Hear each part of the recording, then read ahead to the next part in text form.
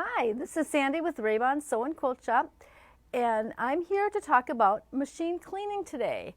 You know, sometimes we just let it go a little too far. All of a sudden our thread cutter doesn't work or it's not stitching right, and you think, oh, what's the matter? And we open it up and it's like, oh my gosh, what is going on in there? So we're going to talk about how to clean it today. So the first thing you should do is turn your machine off. So I'm going to turn my machine off. I'm going to pull off the accessory tray, and I am going to remove the foot. And I'm going to remove the shank. This is a new machine, so that shank is on here, so it's probably not going to be super dirty. But I'm going to take the shank off so that's out of my way. And then I'm going to take off the cover here. And I'm going to pull out the bobbin. Whoop, and the bobbin case came right with, but normally that's going to stay in there and I would remove that. I'm going to pull that off. And then I'm going to take my little screwdriver and I'm going to loosen this. I cheated because these were really tight, so I loosened them a little bit before the video. So I'm just going to take those off. Once you loosen them, you can pretty much just turn the rest of that screw with your finger. I'm going to take that one off.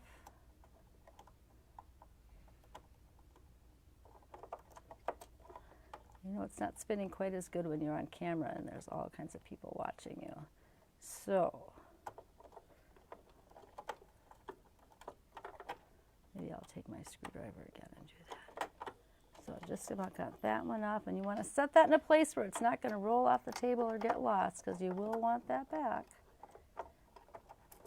So pull that off. I'm going to take my needle plate off, and then if there's dust and stuff in here, I would brush that out with my brush, or I can hit my canned air here.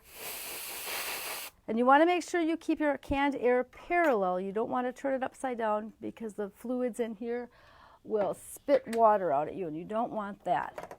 Then the other thing you want to do is take, I'm going to put my head in your way here a little bit to get that screw in the right place here. I'm going to unscrew this,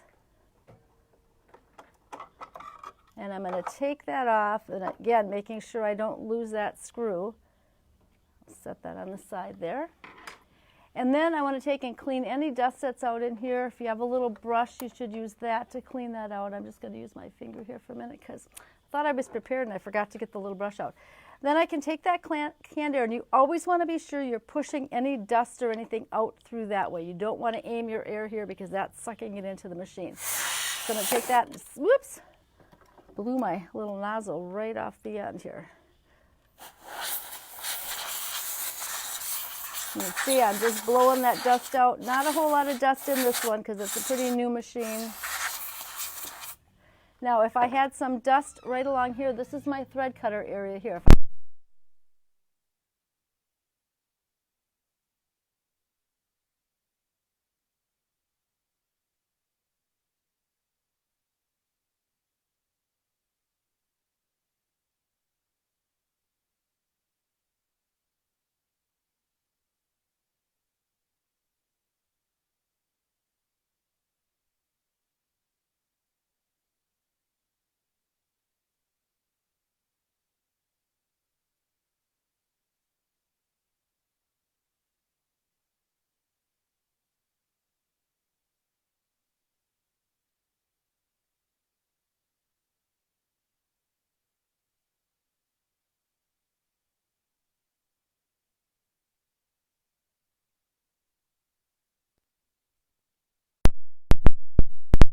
Get my thread out of here.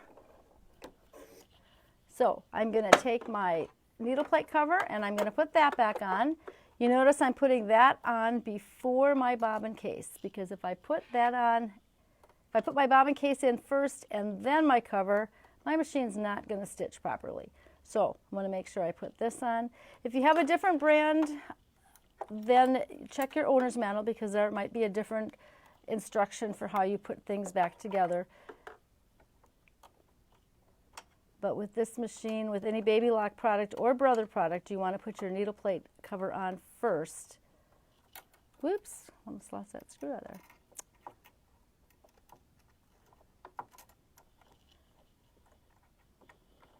So I'm going to tighten this back up. I feel like we should have a little background music because there's not a whole lot to say in between tightening these screws.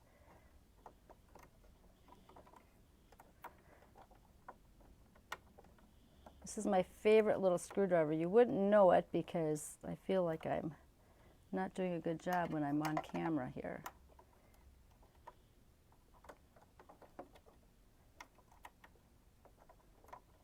Goodness gracious.